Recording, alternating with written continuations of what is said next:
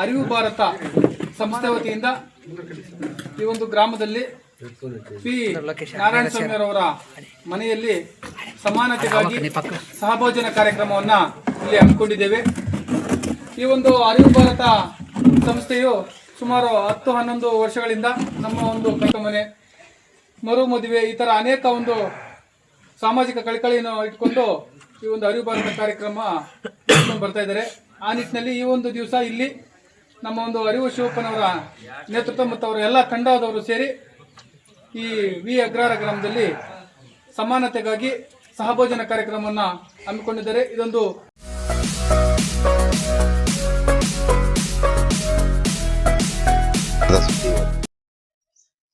ಅರಿವು ಭಾರತ ನಿಮಗೆ ಗೊತ್ತಿಲ್ಲ ಅಂದ್ರೆ ಇವತ್ತು ನಿಮ್ಮ ಗ್ರಾಮಕ್ಕೆ ಬಂದಿದ್ದಾರೆ ನಮ್ಮ ಅರಿವು ಶಿವಪ್ಪನವರು. ಇವತ್ತು ನಿಮಗೆ ಇಷ್ಟೊತ್ತು ನಮ್ಮ ಹಿರಿಯರೆಲ್ಲ ಹೇಳಿದ್ದಾರೆ ಹೆಂಗೆ ನಮ್ಮ ಹಳ್ಳಿಗಳಲ್ಲಿ ಹೆಂಗಿರ್ಬೇಕು, ಹೆಂಗಿರೋ ಜೀವನ, ಹೆಂಗಿದೆ ವಾತಾವರಣ ಅಂತ ಎಲ್ಲರೂ ಹೇಳಿದ್ದಾರೆ.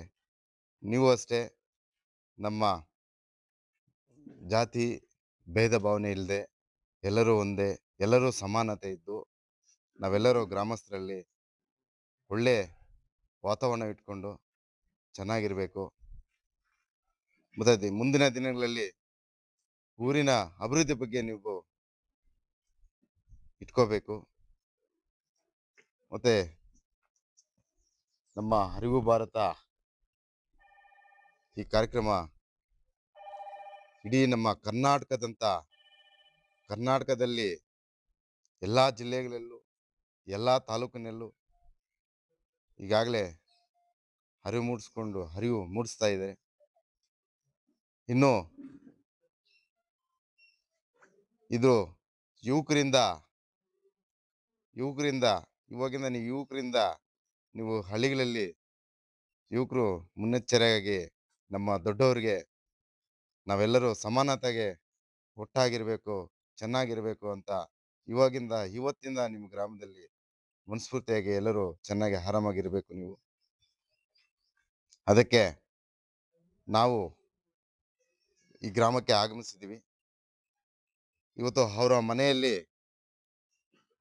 ಜಾತಿ ಭೇದ ಏನು ಇಲ್ಲದೆ ಅವ್ರ ಮನೆಯಲ್ಲಿ ನಾವು ಹೋಗಿ ಊಟ ಮಾಡ್ಬೋದು, ಅವ್ರ ಮುಂದೆ ನಿಮ್ಮ ಮನೆಗಳಲ್ಲಿ ಊಟ ಮಾಡ್ಬೋದು. ಅದಕ್ಕೆ ಇವತ್ತು ಅರಿವು ಮೂಡಿಸೋದು ಈ ಕಾರ್ಯಕ್ರಮ. ಎಲ್ಲರೂ ಈ ಕಾರ್ಯಕ್ರಮ ನಮ್ಮ ವೇದಿಕೆ ಮೇಲೆ ಮತ್ತೆ ಮುಂಭಾಗಿರೋ ನಮ್ಮ ಗ್ರಾಮಸ್ಥರಿಗೆ ಎಲ್ಲರೂ ನಾನು 2 ಮಾತು ಮುಗಿಸೋಕ್ಕೆ ಧನ್ಯವಾದಗಳು ಅರ್ಪಿಸ್ತಾ ಇದ್ದೀನಿ.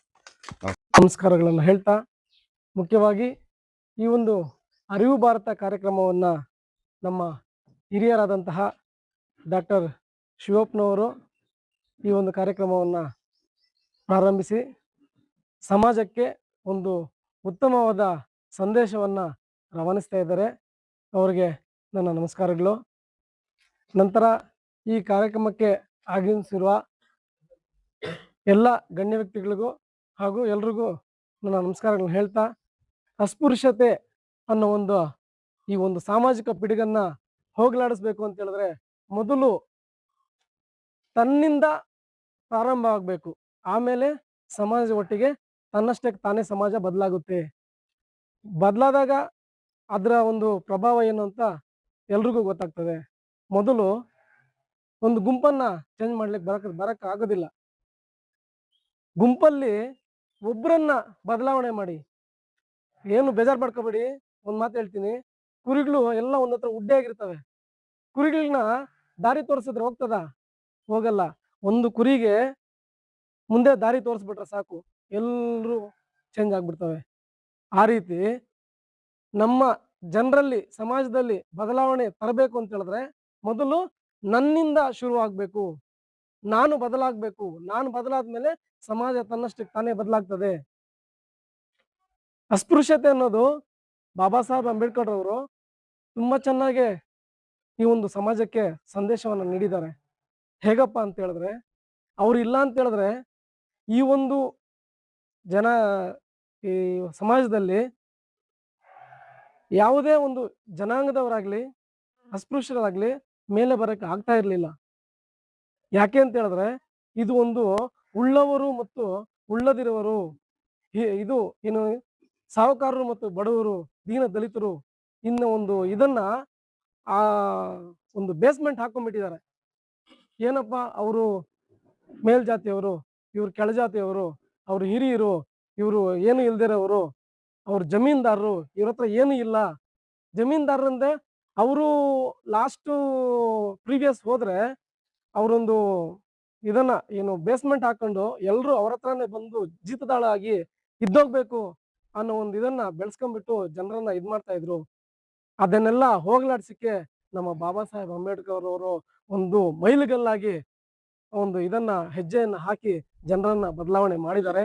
ಈ ಒಂದು ಬದಲಾವಣೆಗೆ ಸ್ಫೂರ್ತಿಯಾಗಿ ನಮ್ಮ ಶಿವಪ್ಪ ಸರ್ ಅವರು ಈ ಒಂದು ದಿನ ಅರಿವು ಭಾರತ ಕಾರ್ಯಕ್ರಮವನ್ನು ವೀರಸಂದ್ರ ಅಗ್ರಹಾರದಲ್ಲಿ ಹಮ್ಮಿಕೊಂಡು ಜನರಿಗೆ ಒಂದು ಮಾಹಿತಿಯನ್ನು ನೀಡಲು ಬಂದಿದ್ದಾರೆ. ಇದನ್ನೆಲ್ಲನೂ ನಾವೆಲ್ಲ ರವಾನಿಸಿ ಇನ್ನು ಮುಂದೆ ಆದರೂ ಈಗೂ ಬದಲಾವಣೆ ಆಗಿದೆ, ಇಲ್ಲ ಅಂತಲ್ಲ.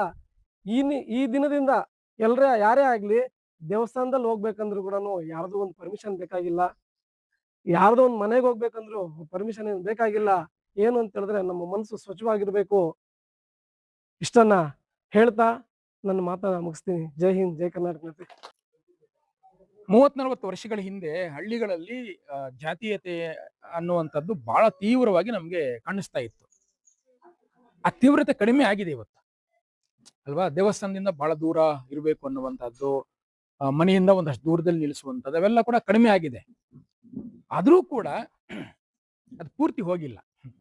ನಾವ್ ಯಾಕೆ ಇಲ್ಲಿ ಬಂದಿದ್ದೇವೆ ಅಂತಂದ್ರೆ ಅದು ಪೂರ್ತಿ ಹೋಗಿಲ್ಲ ಅಂತ.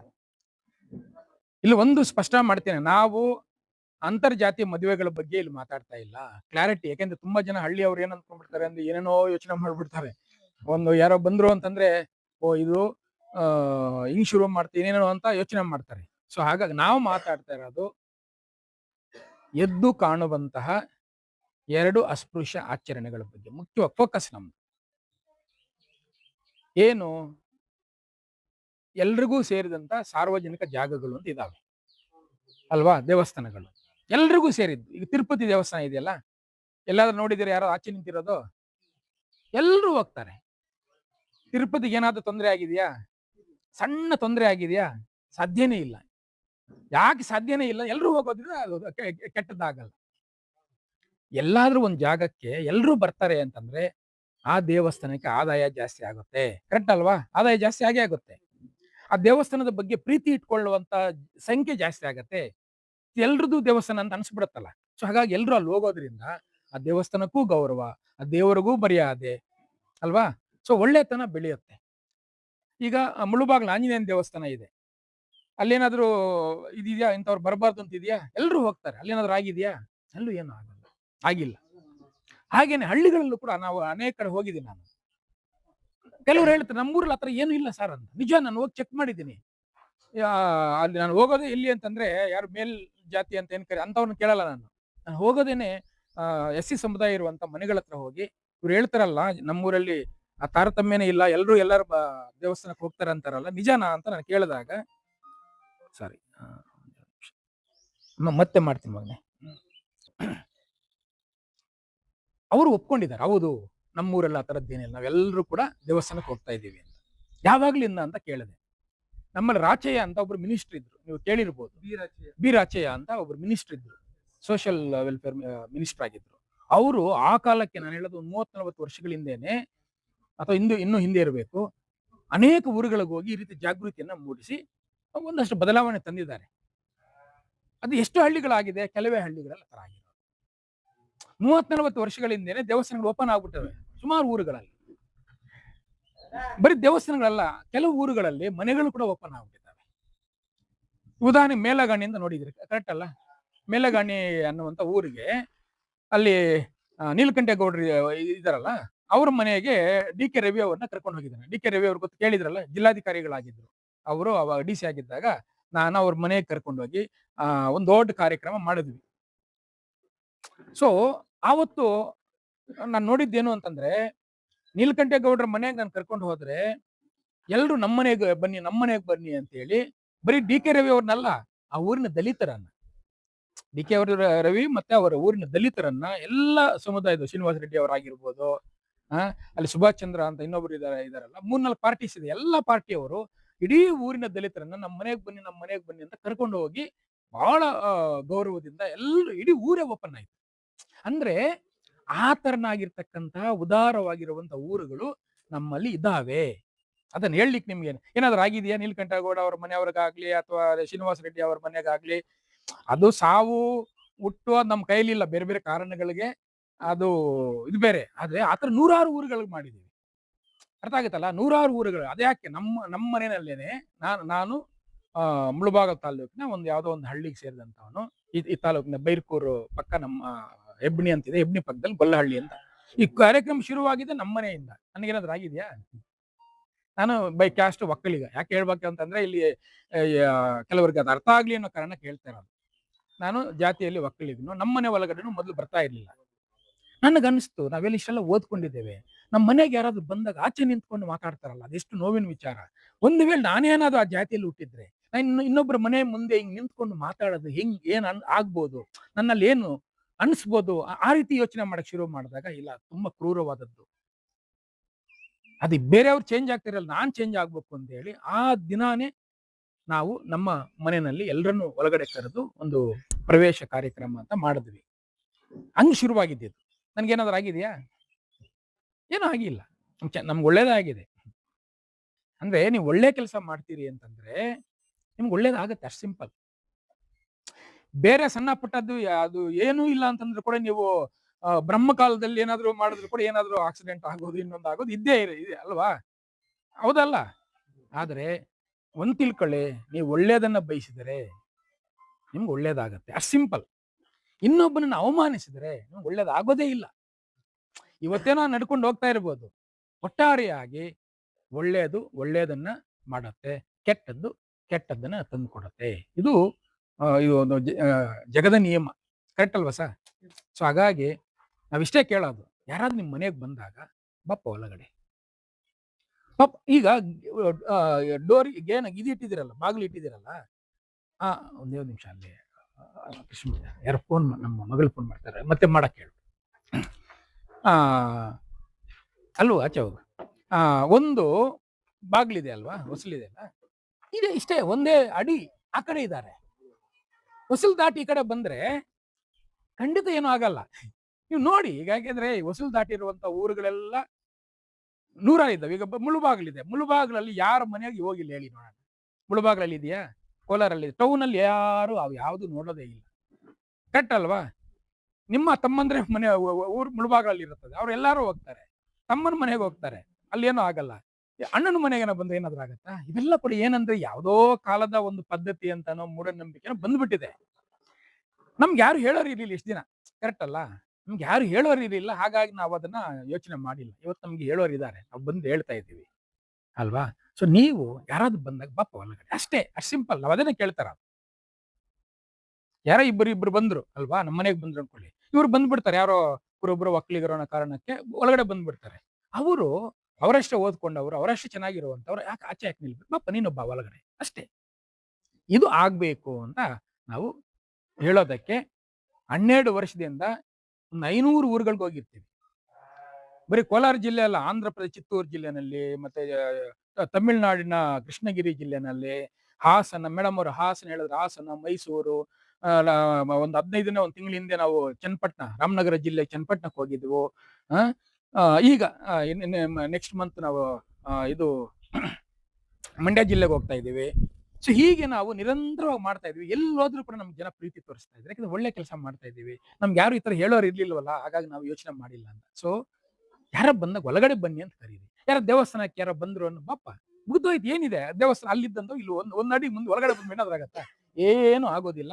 ಸೊ ಆ ರೀತಿಯ ಒಂದು ಪ್ರೀತಿಯನ್ನ ನೀವು ತೋರಿಸೋದಕ್ಕೆ ಶುರು ಮಾಡಿ, ಈ ಊರಿಗೆ ಒಳ್ಳೇದಾಗತ್ತೆ, ಈ ಊರಿನ ಘನತೆ ಜಾಸ್ತಿ ಆಗತ್ತೆ. ಸೊ ಎಲ್ಲಾ ಊರುಗಳು ಬದಲಾಗ್ಲಿ ಅಂತ ಹೇಳುವಂತ ಒಂದು ಸಂದೇಶ ಇಟ್ಕೊಂಡು ನಾವು ಸಹಭೋಜನ ಅಂತ ಅನೇಕ ಕಡೆ ಮಾಡ್ಕೊಂಡು ಬರ್ತಾ ಇದ್ದೀವಿ. ಕಳೆದ ವಾರ ನಾಗನಾಳ ಅನ್ನುವಂತ, ಕಳೆದ ವಾರ ಒಂದು 15 ದಿನ ಆಯ್ತು ಅನಿಸ್ತದೆ, ನಾಗನಾಳ ಅಂತ ಕೋಲಾರ ಪಕ್ಕದಲ್ಲಿ ಒಂದು ಊರಿದೆ.